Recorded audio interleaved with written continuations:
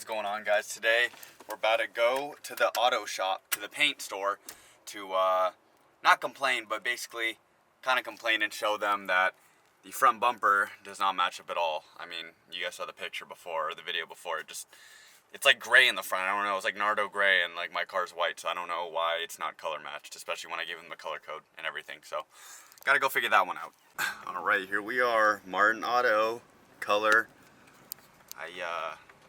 I hope that they hear me out in my needs, because man, I spent a lot of money here. I spent like $100 on paint, and you know, it's kind of slightly unfair. All right, just gonna pull it around the rear here. This is where they do all their color matching. I'm gonna put it in the shade so they can maybe really see the difference.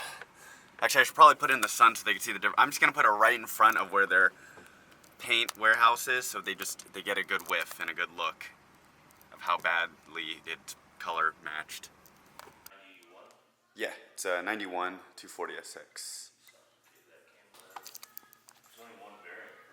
Yeah, KG5 should be the only one. Should be the only white. So I was like, I'm pretty sure it's the right one, because it said in the engine, or in the car, in the door well too. It was KG5. I made sure I checked. I was like, okay, gotta make sure it's the right one. So I knew that this car like came factory with just a single stage, but the paint's not terrible on it. I mean, it's old, but it's not like the worst in some areas. You know, you can tell like it's original paint and everything like that.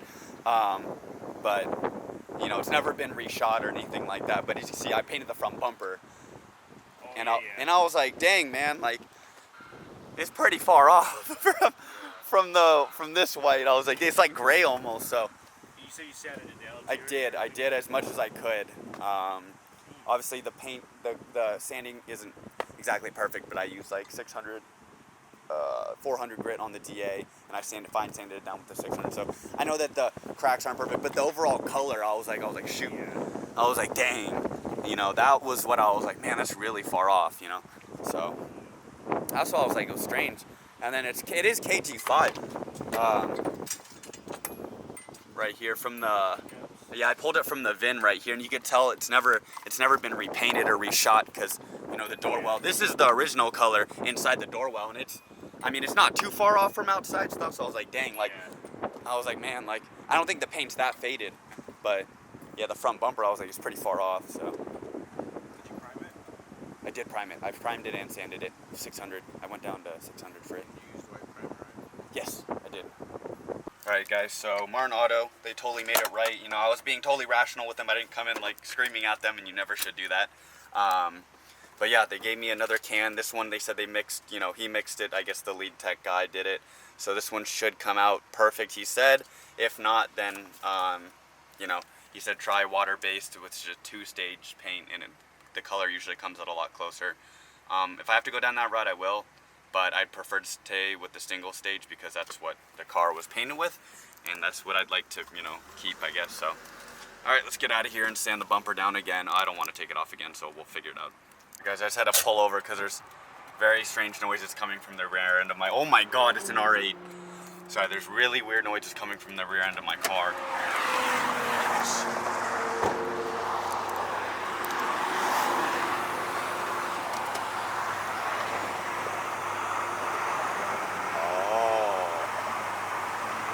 Hella frame damage right there. Yo.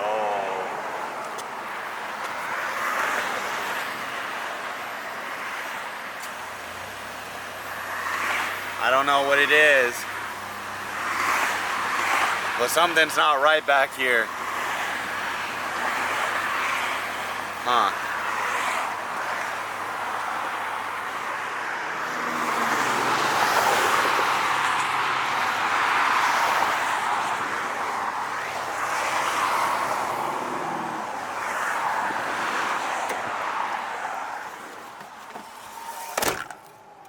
Let's hope I make it home and not die. Alright guys, we're back at the house. Oh, God, dude, my lens is always dirty. Anyways, we're back at the house with the FD, obviously. I don't know why the FD wouldn't be here unless someone came with a trailer and towed it away. But I need to get this left wheel off. Okay, that's all my insurance stuff, so I'm gonna not put that in the picture. Alright, so it turns out the lock I need for my wheels is in Griffin's car. Not because Griffin stole it, because I don't have one and I just share the same one as Griffin. And Griffin is in Santa Cruz still. So, what I'm gonna have to do is I'm basically gonna route it. I know you guys can see, but basically I'm gonna route it from the back, which shouldn't be that hard. I might have to take out some interior trim. Like here, I'm gonna route it from the back, which is here, all the way through here. I'm gonna probably take off this panel, route it down here, here, here, here. Probably lift, I don't even know if a zero gauge will fit under here. God, I don't know. It's so thick. Like, I'm genuinely trying to think of like where I would put it. As you can see, there's already wire running through here. Okay, I'm gonna take this. Sorry, floor mat. You're really cool. It's really cool, but I need to take it out. You guys can see. Oh, bro, my fuse box is all out. Goes through the firewall.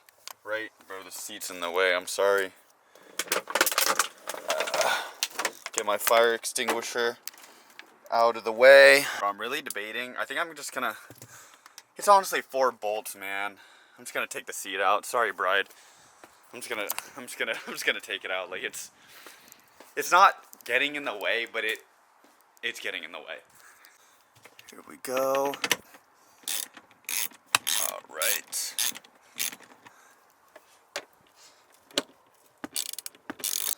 Perfect. They weren't even really in, which is a little concerning, and that's probably why when I got in my seat, it would rattle a little. I guess from all the vibration, I probably should have put some. In hindsight, I mean, I could do this next time, but I should have put some Loctite on the seat bolts, because I did torque them down, but I guess with a lot of vibration, they came a little loose, which is fine, you know.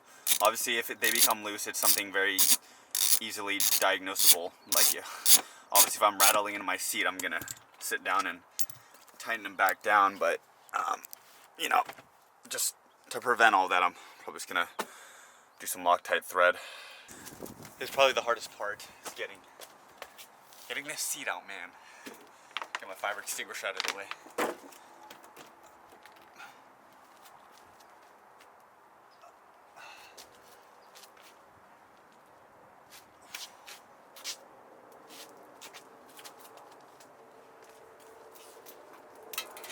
I lied. It was actually not that bad. Now with the seat gone, there's way more access. I can also access this, which is very much not zero. I thought this was zero gauge, and then I got the zero gauge wire, and the zero gauge was just huge and way thicker than this. So I think this is like Dan said, it was like 6 gauge wire. But yeah, this console shouldn't be that hard to take out. As you can see, it's already been it's kind of already been a little bit damaged. So this one is running to the amp. I thought I could use this as the relocation, but basically it's going to be the same concept. It's going to run through here, here, here, here. Probably not in the middle. I'm probably going to run mine through here. But there's this thing back here. So this is where the amp thing runs through. I don't know if you guys can see, but the there's this like little hole right there. I have no idea what the hell this hole is, but the zero gauge sure as hell isn't gonna run through it because it's only big enough for a 6 gauge. I don't know what that is for. I know that the one that I'm supposed to do is on the left over here. So I'm gonna remove this foot pedal and see what's up. Okay, so I removed the foot well thing. And people are saying that you don't run it through here. This is the steering column, even though there's clearly stuff running through my, you know, there's clearly stuff running through my steering column. But I'm just gonna ignore that because I don't want to stick a zero gauge through there. They said remove the fuse box cover, so I removed it. I think they mean the entire plastic thing, so I think it's this. And I'm not sure if there's a bolt up top. I guess we'll soon find out. Alright guys, so I've located it. It is right. Oh my.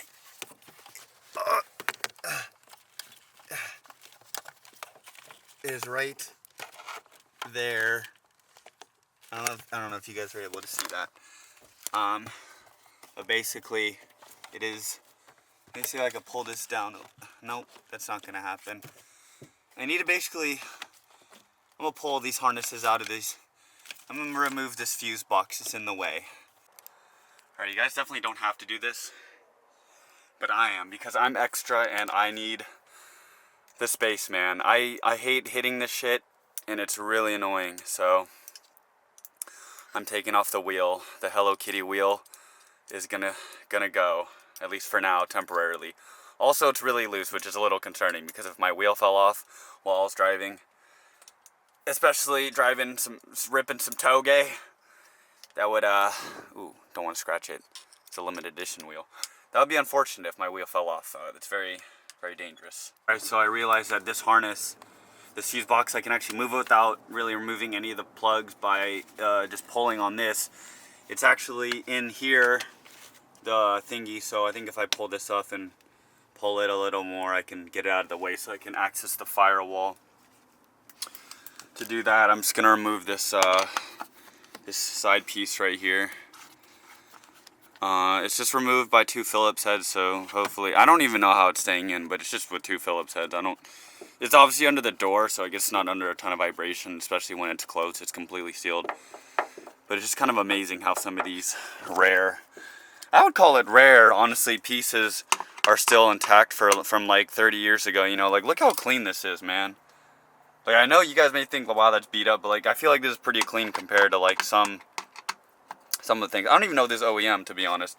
Comment down below if you have an RX7, you know. I mean, that's probably very few of you guys, but if this is an actual like OEM trim, interior trim footwell piece, whatever you want to call it. But you know, I always wondered if this was, you know, if this is aftermarket, because there's no like stamping on it really, but it says RX7 on top, so I don't know if this is an aftermarket one or this is just how the OEM ones came. But yeah, I mean, it's held up so far. So I popped these little tabs, so it's just held in by these like little, I don't know what you call it, but they slide and click in basically to the frame, or whatever you want to call it, the car. And then I don't want to snap that back in. I snap these little things out with just a flathead. So it just goes in like that, and then it's held in by the they're like push tabs basically. They're actually surprisingly in pretty good condition for what they are. So then I can remove this piece, and then I could pull this carpet. Maybe I could pull it over this. Nope, probably not. I don't want to remove this assembly, so I think I'm just gonna try to, yeah, I mean, oh, that's right, because this, I thought I broke it, but then I realized that this actually activates the gas. So this is actually how I do gas, and then this is how I would do the trunk. So it's supposed to move like that. I thought I broke it for like a hot second there. All right, guys. So it turns out I actually don't have to pop this off. I don't have to pop this entire sheathing, this plastic sheathing off, because I can just pop it out here and then the loom comes out of it. Someone put electrical tape, or maybe this factory. I don't know, that doesn't really look factory to me. But someone put electrical tape on this to, I guess, seal it. Once again, comment down below. I don't know if this is factory or not, but I'm going to cut it because it's just electrical tape at the end of the day. And I can rewrap it if I have to. I don't know why, because they're all sealed. See, all of these are all intact. So I don't know why someone put electrical tape. That's kind of just like it's kind of dumb, because these clips are going to hold in way better than the electrical tape. But I don't know, maybe that's just me. Maybe Mazda had a different reason behind it, but from what I can see, not really necessary. So I'm going to go and cut it up with this, ooh, don't cut myself, razor. Alright guys, so I got my wire. I mean, this stuff can kill you if you have it up to like a 220 volt. Like, just look how thick this is, man. This thing is huge. Heavy duty stuff should not have any voltage drop with this. If I do, I don't know what to say. This is the thickest gauge wire they sell. This is very highly conductive. Very conductive. So let's stick it in. That didn't come out right. I don't know. Let's just get it through the firewall. I don't know if you guys can see me, but I cannot stick it in. Oh my god.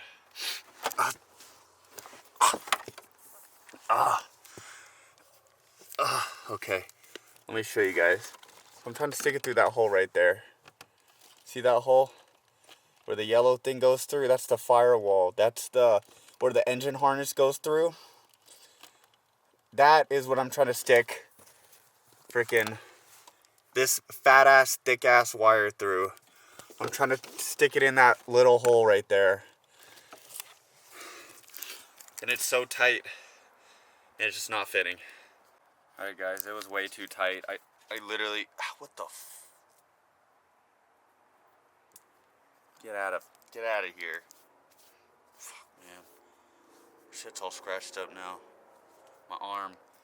But I couldn't get it through. I'm gonna try to feed it through the engine side, because it looks like the grommet's like facing inward, so it's hard to stick something through a grommet that's like inward. I don't know if that makes sense, but I think grommets are two ways. It's just mine's oriented towards inside, so I'm gonna try to stick it through from the engine side. I just don't have the wheel lock, so to get the wheels off. I'm waiting for Griffin to come back right now.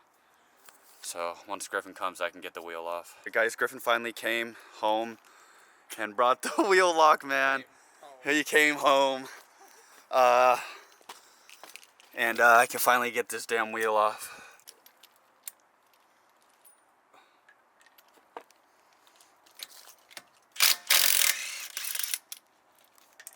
Alright guys, so Griffin and I just pulled all the normal things, whatever they're called, tabs that go in right here, right? They're all pretty normal size, and then there's this one. He just mutated and distorted and just... He just like me, for real. Nah, yeah. Nah, bro, I wouldn't touch this one with a 10-foot. This just looks ugly. Yours looks nice, at least. Alright, now this should just come out. Come on, don't be afraid. Don't be scared. Okay, sorry. Thank you.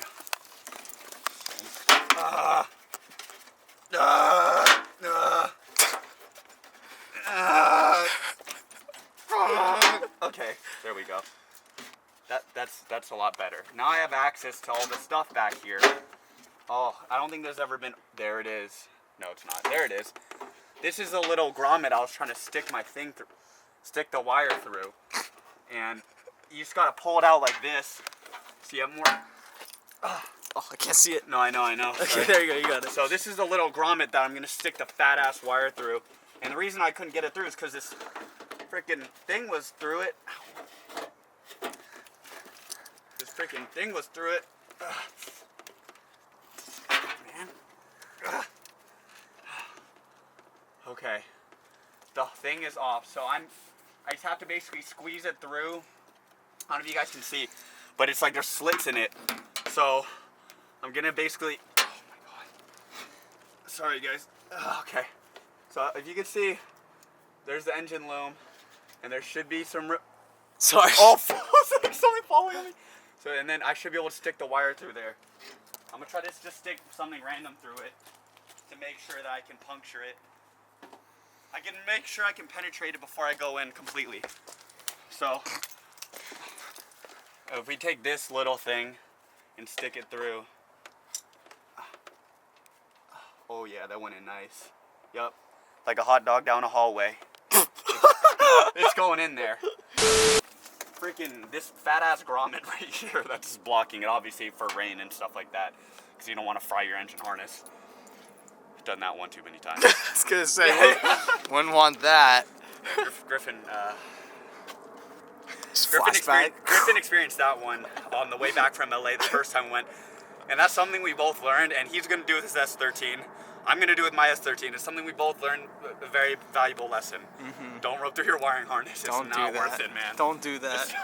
How's your wiring harness, by the way? Let's go check it out. It's like halfway rubbed through. Oh, really? Yeah. I actually checked it the other night. Jeez. Oh my god. Is it rubbed through? Griffin. Oh Dude. no! Wait, what is that? no, that is rubbed through. Yeah. Yeah, no, you gotta. Yeah. Yeah. All right, guys. So, to get better access to the firewall, little grommet, I'm going to remove. Well, not access, but in order to route it, I need access to this area right here, and the coils are. Oh no, I can't get it with the normal socket. So, I need to go get one of those 10mm wrench things. My dad actually got these for my birthday, like some of these sockets and wrenches. So I really appreciate it, you know. Because I really didn't know how expensive tools were until I went to like O'Reilly's and I had to pick up one socket and it was like $10. And I was like, holy cow, $10 for one socket. I think the best way to do it is to get like a used socket set online or on like Facebook or Marketplace or something. with every single thing that you could need, and it'll probably be like $100 or $200, but it literally comes with everything. And if you had to buy each of those individually, it costs well over $1,000, you know, for each individual socket, wrench, everything like that. Every special tool you would kind of need, it would end up costing you a lot more money versus if you just buy it in bulk in the full set. So yeah, try not to lose your tools. Obviously, I had to pick up some tools occasionally if I lose a certain socket for a certain drive. But typically, Ethan and I and Dan and Skylar and Griffin, we're all pretty good about putting our tools back. So that's something we kind of reinforce with all of ourselves. Like, try not to leave tools out. I mean, I currently have some tools out right now, but they're not like any thing too special. I mean, it's a 10 mil. I'm gonna put that back. Like all this stuff right here. Okay, yeah, I left some Allen keys out, but other than that, all the other tools are pretty much gone back inside. So I try to keep those all in one place. That way we don't lose them, and then I don't have to buy more because, you know, just a waste of money. All right, so with all the emission stuff deleted, pretty much, it makes it very easy to run the zero gauge wire. I don't know if you guys can see, but there's the socket it has to run through. Right there. It's, let me prop this up. It is literally right here, this hole. So the zero gauge wire is it's a ton of room. I fit like 3 fingers in here.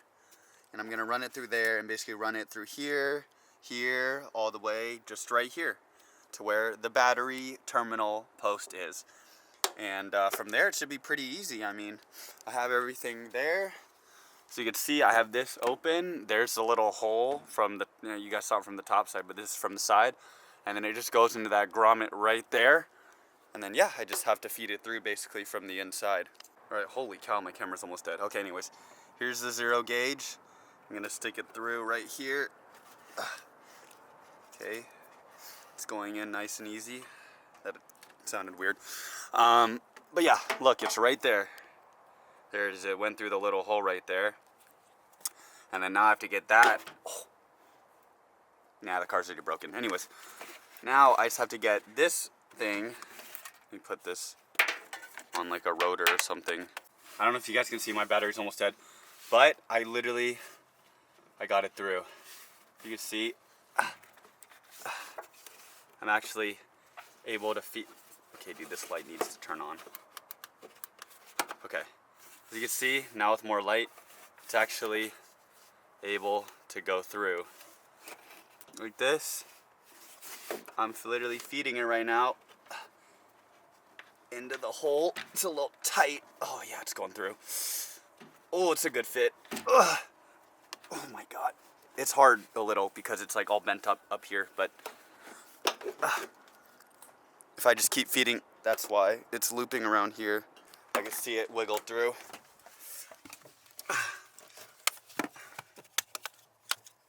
God, bro. Can't see anything.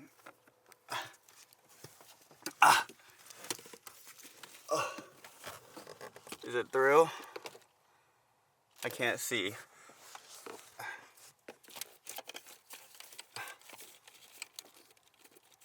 Well, would you look at 3% battery, by the way? Look what has erupted out of the firewall into the footwell. A perfectly good zero gauge wire. Gotcha. All right, guys, what is going on? It's the next day. I already got my hands a little bit dirty, but it's all sunny outside, so now you guys can actually see. So yeah, I basically took the ignition coils off. I was able to feed this line. There's a lot of room actually here underneath here. Actually quite a bit of room. I just want to make sure I don't block off the plugs or anything like that that need a plug in on top. But yeah, I basically just feed this through like this. So I'm feeding this this positive wire through like so. Make sure I really feed it through, and then it feeds through here. You guys can see. I'm not sure if you guys can see, but it feeds through here, and it goes in that hole right there. Oh my god, okay, focus, sorry. Okay, right there. So I'm basically feeding it through, basically just shoving it through this firewall right here. It's a little tough, but if I just pull this back and then push it in like that, it kind of goes through. It's more of a two-hand job, but you guys get the gist. And then it basically feeds through right here. and it's getting stuck somewhere. Yeah, it is. You like pull this all the way through. Basically just pulls through like that. You see? I'm just pulling it through. And yeah. Alright guys, so after basically not ripping this out, but I popped off this little screw right here, and then also this little tab out of this. I was able, did I break it? I did break it. But yeah, basically I was able to lift this panel up, and I could stick the wire underneath it and then feed it to the back out of this. I don't know what this divot is, but I'm gonna stick it out of there because it looks like it was made for 0 gauge wire. I feel like the Mazda engineers were like, you know what? This guy's gonna rewire his battery because he needs a V-mount for more power, more cooling. So they made this little cutout right here. Boom. And we're basically done. I just need to button some things up. Obviously, I need to leave this loose a little bit so I can play around with the fitment of things, but okay, wait. Did I mess this up?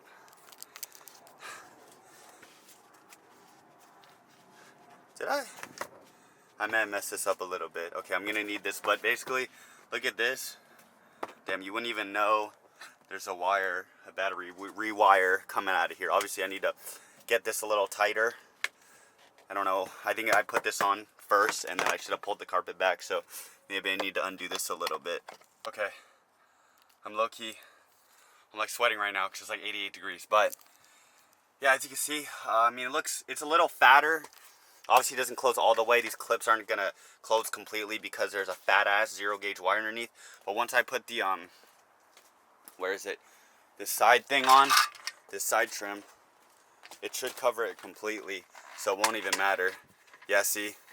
So like, oh, once that's on, it's not even gonna matter because it's gonna cover it completely anyway. So the actual carpet, like that little seam, doesn't really matter that much aesthetically because it's covered anyways. But overall, I mean, shoot, this is a pretty good rewire. It's a thick ass gauge. It's hidden. Once I put the fuse box and everything back in, everything should look OEM again, at least for the most part. I mean, there's no wire hanging. Like, look at this. I don't know who did this before, but this is ugly as hell. I cannot wait to rip this thing out and rewire the sub just directly to the battery because this wiring is just ugly as shit and just looks like poo poo. So, battery wire, good. I just need to cut that end and then crimp it and stuff, but so far, pretty good. Alright, yo, what's going on, guys? Made it to the end of the video. Thank you so much. As you saw, I got the wire through. That's all that matters. I need to crimp it now and like hook it up to the battery and stuff like that. But after that, hopefully I can fire the car up, man. Like, I've been waiting to start this thing and bleed the coolant for like a couple days now. It's just, I was waiting for the 0 gauge wire to come in, and also the butt connector things at the end for the 0 gauge, because you have to custom order them because nobody sells 0 gauge butt connectors. So gonna go do that today or tonight or tomorrow. But yeah, I hope you guys like this little update. I'm getting closer and closer every day to getting the FD back up. Some people are saying like I miss the driving videos. I'm gonna tell you guys right now, I don't have an unlimited budget, and when I drive these cars, things inevitably break, and then it takes a lot of time to fix them, especially when they're big issues like these. So, you know, I will drive them, but man, like driving, I mean, you really beat on the car, man. Like a lot of guys in San Jose, like just do stance and stuff, which I used to be into, and I didn't have any problems. I never had to do my brakes. I never had to change my tires. I never had to like, I did oil change and stuff, like basic stuff, but I never had to do any of these stuff, like things when you're like pushing your car hard, you know.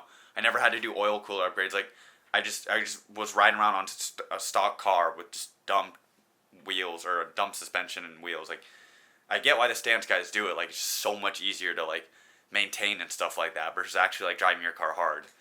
So I guess that's just the difference between like being like driven and like driving your car. Like just like kind of putting around and like driving the crap out of your car, like pushing it to its limit. So, you know, with a full send, you got to do full maintenance. So that's what I try to do. So I'm in the maintenance phase right now. So yeah, anyways, hope you guys enjoyed the video, and I'll see you guys in the next one. Peace.